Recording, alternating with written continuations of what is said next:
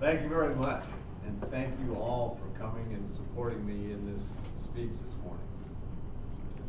My name is Roger Davis. I am a certified holistic health coach. I help people integrate nutrition and lifestyle choices to make a healthier, more vibrant life. Let's get started. If you would, close your eyes for a minute, sit back, put your pens down, just relax. Don't need to take notes yet. And close your eyes, and I'm going to take you through just a very short visioning process. And I want to take you back to when you were a kid. And I'd like you to vision what your very favorite sweet treat was back then. When you've kind of got that, come back into the present, keep your eyes closed, and vision what is your favorite sweet treat today. And while you're thinking about those, come into the present and think about what has the impact of sugar had on your life. How does sugar physically impact you? How does it mentally impact you? And how does it emotionally impact you? Okay. Well, what I'm going to do now is another little exercise to get this started, and I'm going to pair you off. Here's a pair to shoot to, huh? And two. When Brad comes back, you guys, and we'll explain two. Sharon, if you want to come up here and pair up with Gina real quick.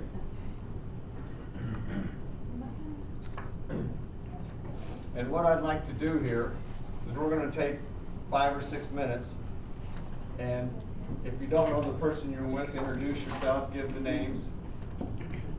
One person is going to talk and the other one is listening. The first person will tell, and both of you will, your name, and then what that sweet treat was when you were a child, what your favorite sweet treat is now, and how you feel that impact of that sugar, that sweetness in your life, either physically, mentally, or emotionally. So the person with the shortest hair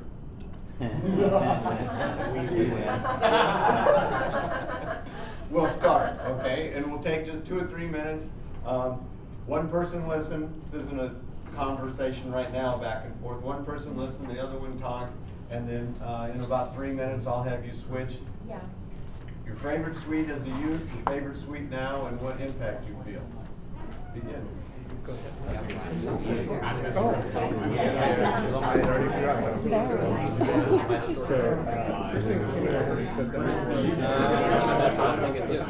Probably my favorite so much as a kid was crunchy bar. Honeycomb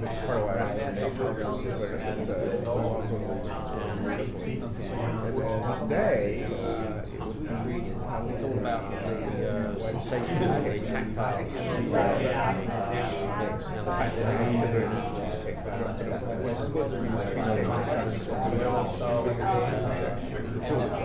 This day and age, so good cash price the whole bit. Probably still loves to eat that. Now, if I have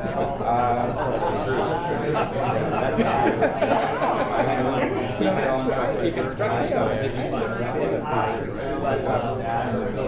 It's never been milk splendors or ice cream.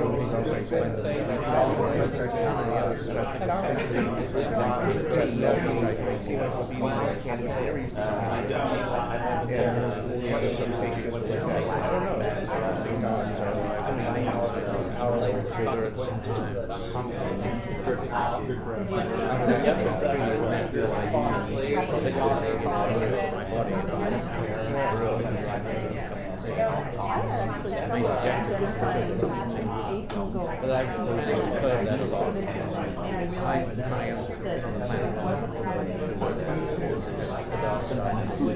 it just stimulates everything else. You don't balance the day exercise, have those good nutrition. Not logical.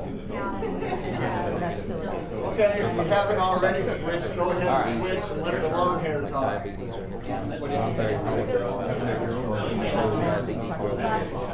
Oh, yeah, sure. But basically, I know that crazy Still, sugar. it's a day on Mine's been going probably my whole life. I pride myself in having very good self-control, except when it comes to donuts. Yeah. Since I've been over one thing that I have really hard time saying this to the What type of I'm not picky.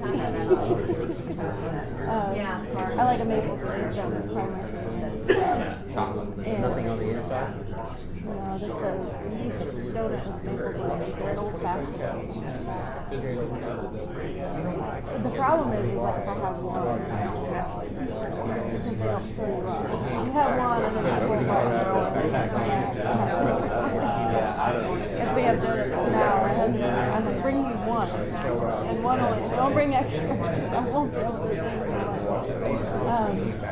I don't know if it's, when I was little, it was really high, so I don't know if that's kind of similar to what you said, beyond but I don't, like I said, it's funny because Well, it's part of, I always come to Masters anyway. That's probably what I learned about sugar in my life, but I never quite Okay, I think I lost a little control here. Where are you? There's the first lesson to be learned. Yeah. Is everybody kind of completed and feel like you got your chance to talk about sugar in your life? As part of that, I'd like to do a little bit of a group share. Would anybody be willing to share what you shared? Sure. Rich? I love cookies, and now I love fruit pies. Nothing I can never say no. Cookies, was that your favorite That was as a my child? favorite. Okay, and now it's fruit pies? Fruit pies, ladies. And what kind of impact? Do you feel anything? I don't associate sugars with bad things. Not bad. This is, yeah, well, so it's, So it's you, always is good. this what you're saying? You feel this? This has come about not only through sugars, but through many distilled blessings. Yeah, well, we'll get into that a little bit, but you know, that is sugar. Yeah. That is sugar. Brian, what's your impact, your experience with sugar Well, favorite, as a skinny guy? favorite treat as a kid was a Hostess Ho Ho.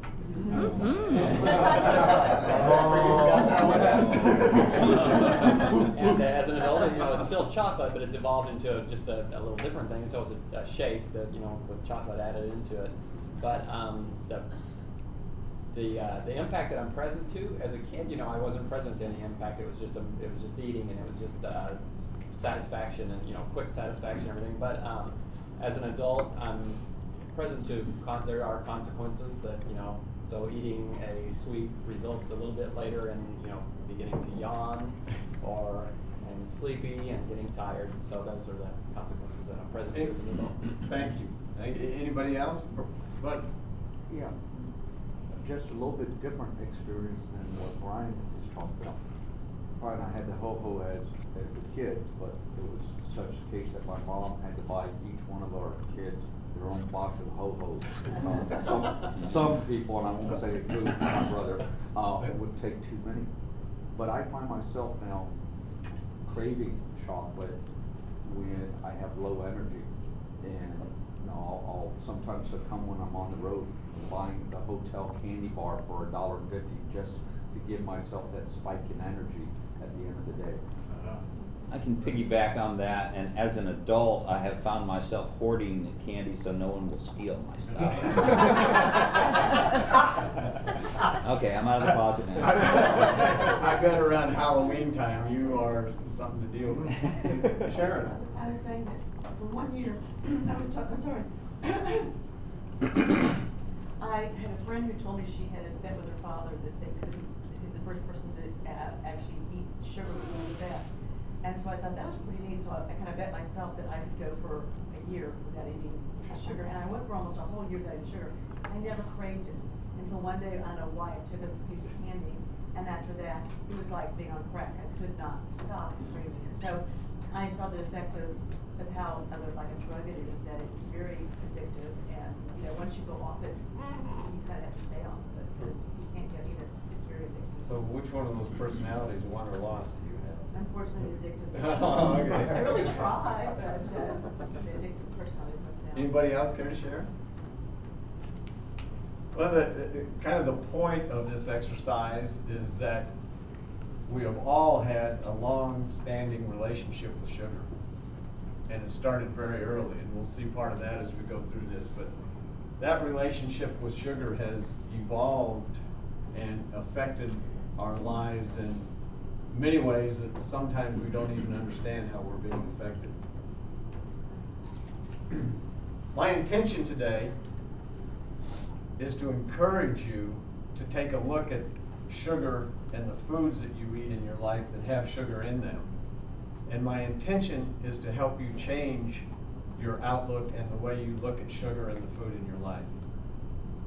And what I'm asking of you here today is that you be present and participate, and that you have that 100% intent to at least consider taking a look at your sugar habits, and to listen as if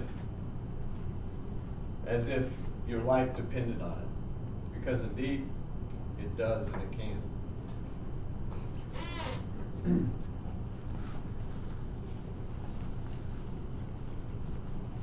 When you are eating well, when you're knowledgeable, bless you. Talking about sugar got you going.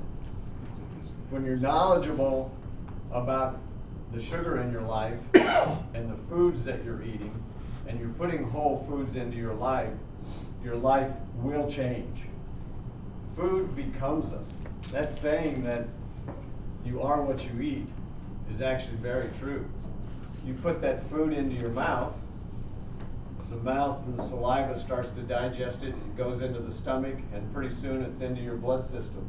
And it's going to your cells, your bones, your organs, your mind, and it becomes you. And that becoming is part of what we want to talk about today.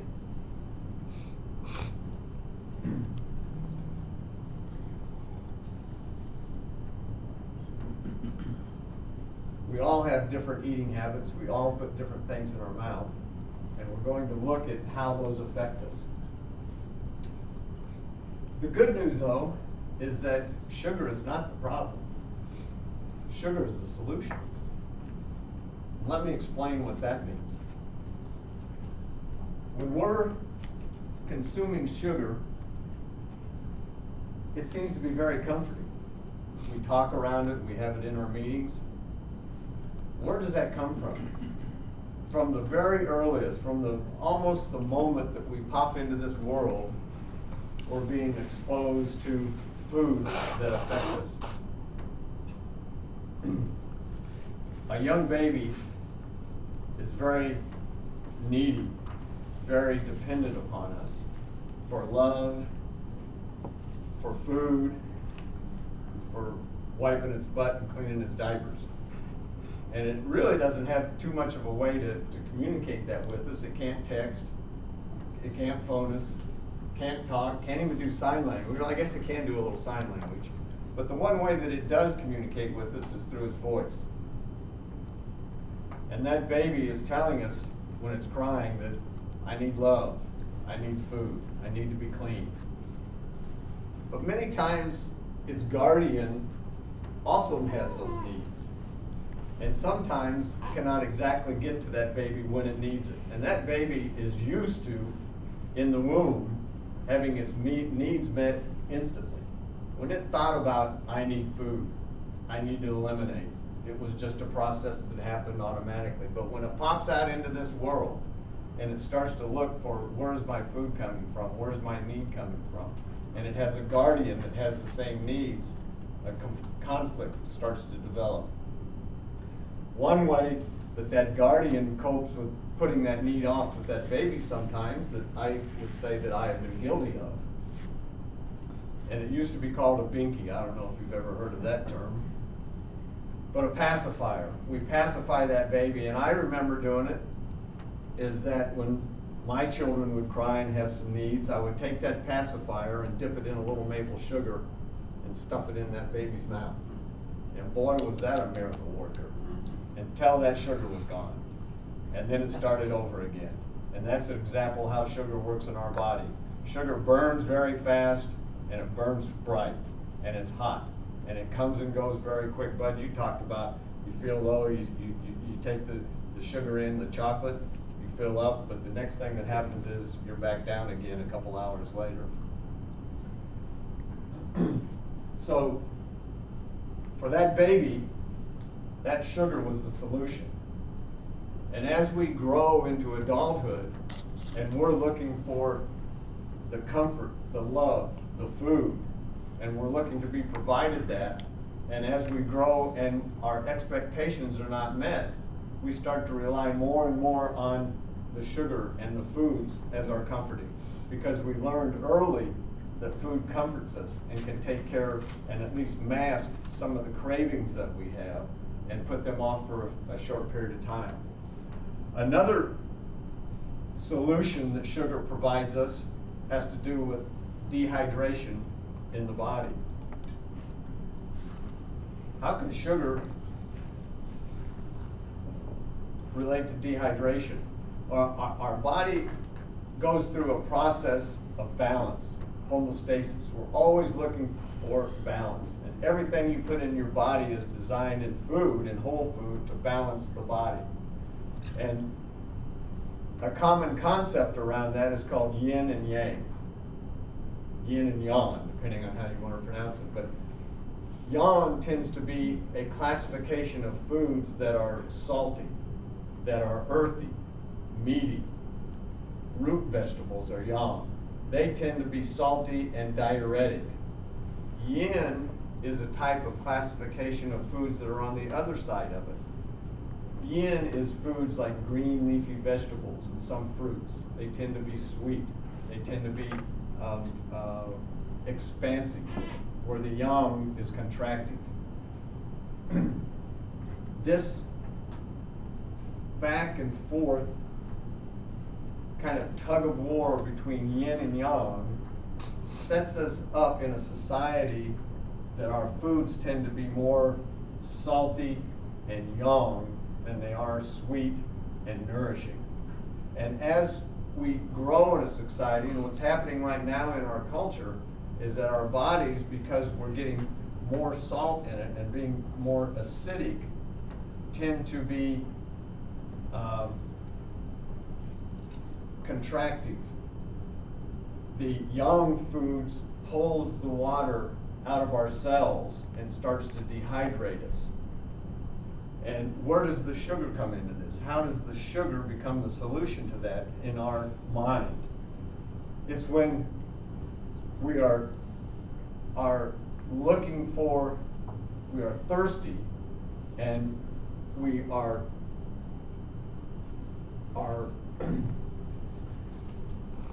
towards the yin part of the spectrum, and it makes us thirst.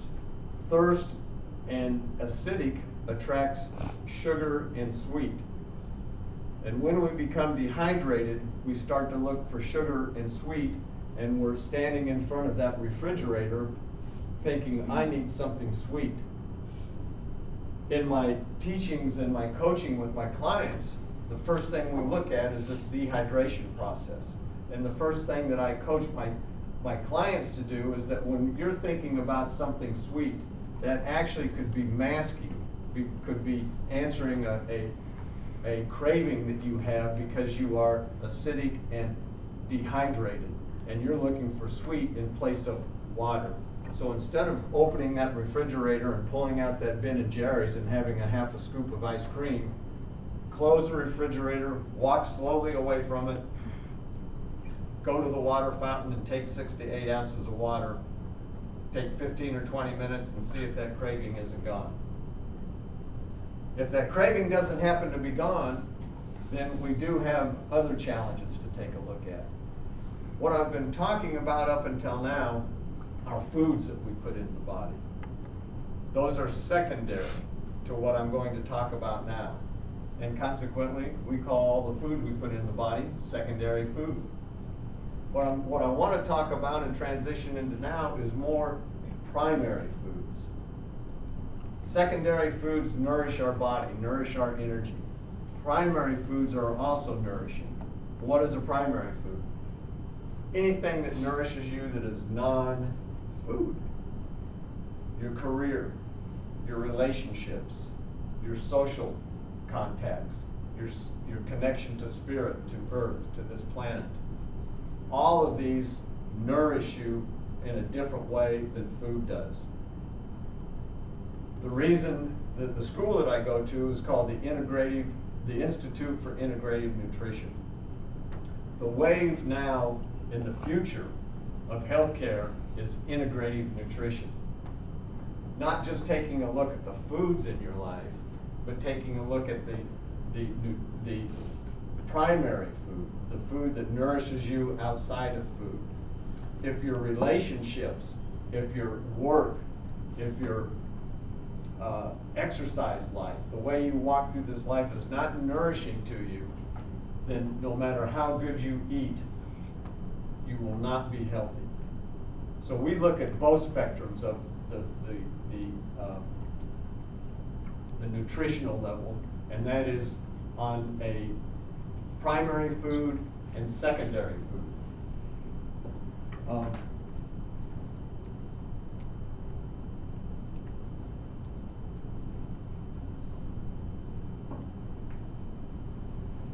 Now I'd kind of like to take you through a little bit of Gina, if we could pass out that I've put together a little bit of a packet that has some interesting information about sugar. It has Jesse was great enough to make these brownies, and what was it, a brownie? And Is that blueberry crumb cake? there is a substitution guide in there for baking, what you can substitute for sugar. There's a letter from Jonathan Rosenthal, who is the director of the institute. But on the front, there is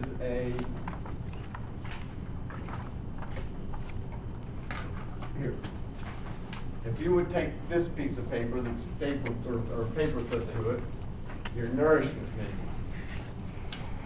You heard me talk that the primary foods that we are nourished by are our relationships. And what I'd like you to do now is just think, outside of food, where am I nourished? Are my relationships nourishing me? Is my career healthy and nourishing? Is the way that I treat my body and walk through this life? Am I exercising? Do I do yoga? Do I have a spiritual connection that nourishes me? On this, I'd like you to there's area for quite a few of them, but just think of at least two and jot those down right now.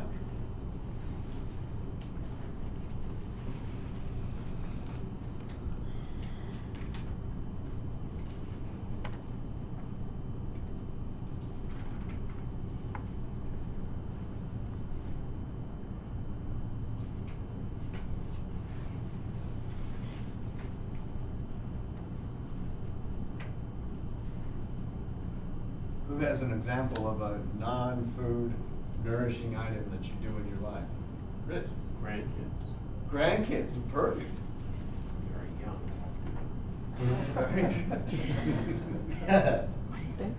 Anybody else? Gia? I play in a band, I play trumpet. Woo! That's so fun. Now, I didn't know that about you. Oh, You don't have okay, yeah. to give us the dates you play. Okay. Anyone else?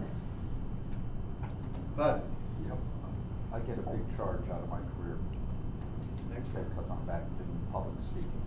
And we know that because we see the passion in it, and that comes through because it nourishes you. Anybody else? Yeah. Gina? Like Gia, I see, being in a part of a group like that. There you go. You need a singer? Maybe. Well, I encourage you, and those are great examples, I love them, to take this little nourishment menu, put it up on your refrigerator or stick it to the Ben and Jerry's in your freezer. So that when you go there, at least you are aware that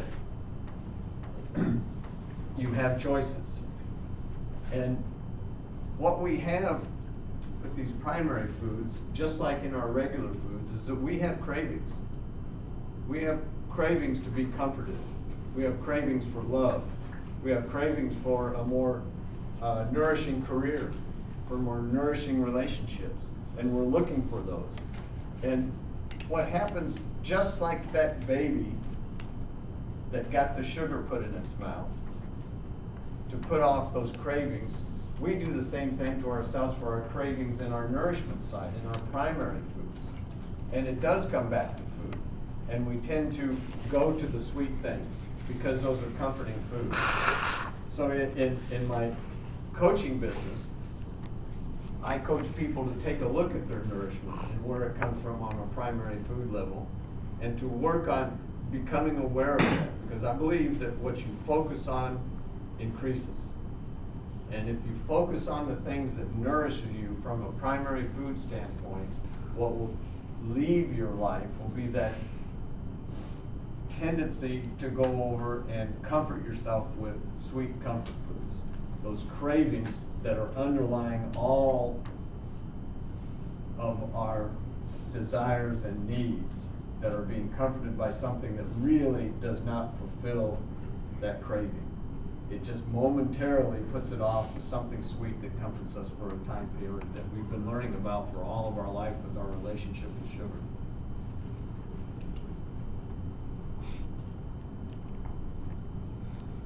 I can tell you my favorite sweet.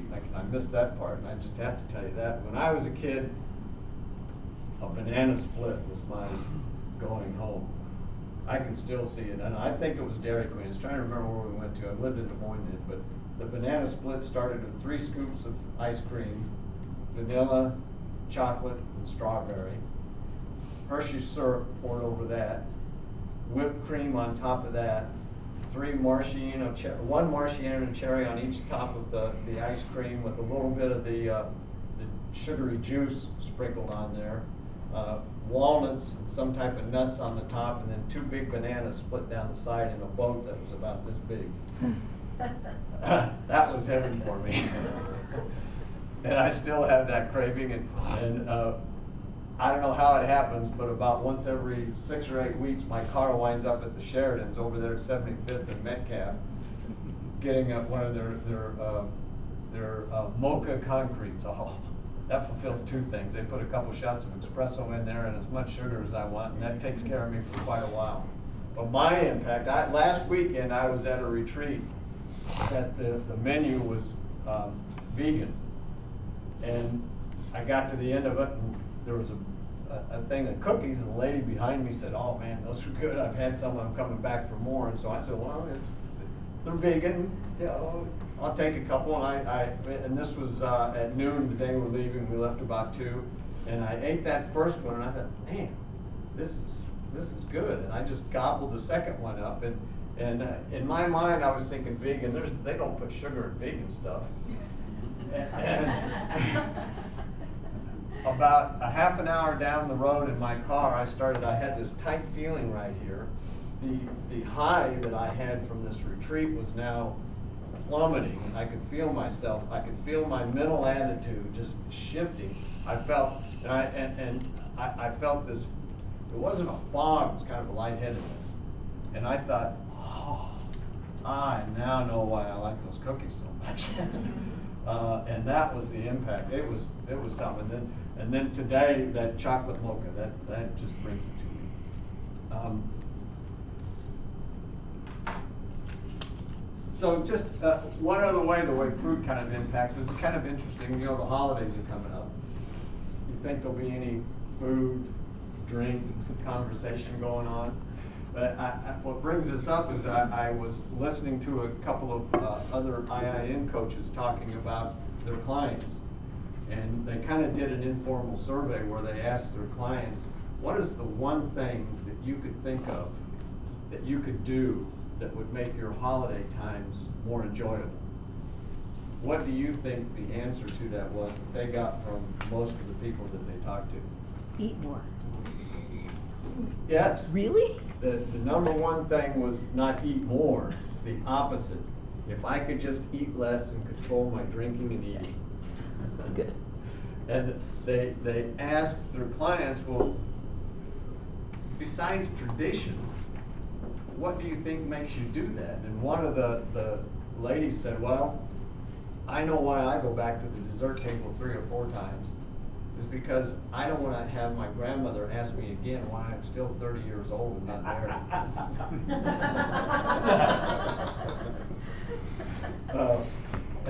And another one said, you know, I just cannot stand my sister's politics. I have to stay away from her.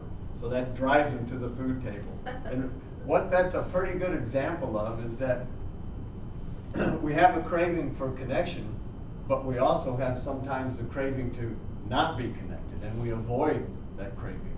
And where do we go for it? We go to either the open bar or the food table.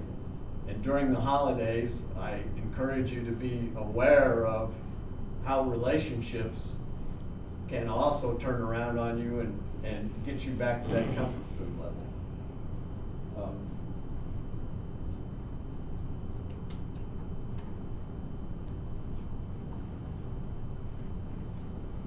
I'm hoping by now you kind of are seeing a connection here between sugar being a solution in your life and at the same time a challenge. And the way around that is to take a look at the cravings and how are you nourishing those cravings, and to become aware of when you have those cravings, when you've opened that refrigerator an hour after you just left, and you're saying, I know I'm full, but what's in here that's sweet that I can eat? There's something else underlying that than just being hungry. So I encourage you to think about that, to put this nourishment, your answers to the nourishment thing are spectacular, but to just use that and think about it in your life. I really want to thank you for being here this morning, for helping me with this. I know that it's 7 o'clock on a Friday morning. It's dedication, and I really appreciate it. I acknowledge your participation and your commitment to at least taking a look at what sugar means in your life and the cravings and how they affect you. And to really thank you, I would love to offer to each of you a free 1-hour consultation where we would sit down together, the two of us, and just discuss your health history. What this gives you is an opportunity to talk to somebody about concerns and challenges that you may have in your life. What I encourage you to do is to accept my offer for this conversation. Sometimes I know that all of us have this innate ability. And if I went around the room and did another exercise where I said, tell me just 2 things that you know that you could be doing in your life that would help you be healthier, you could all come up with a couple of things that you know you would like to do. And sometimes what trips that, gets you to the tripping point, is just somebody in your life that can help you and encourage you and help you be accountable for doing those 2 things and setting goals into the future that help you become healthier and more prosperous and more vibrant in your life. And by accepting my offer to sit down and have a conversation with me, it will give you an opportunity to see if doing something like that might be right and this might be the right time in your life. So I encourage you to do that. There's a sheet that we have that I put some times when I'm available over the next 2 weeks. If you think you have an interest in doing that, just put it down in your telephone number and I'll give you a call. If those times don't work, just put your name and I'll call you and we'll work something out. So I thank you for your time. I appreciate it. I want to wish you health, wellness, And I'm going to leave you with a prayer. May the long-time sun shine upon you. May all love surround you. May the pure light within you guide your way on. Thank you.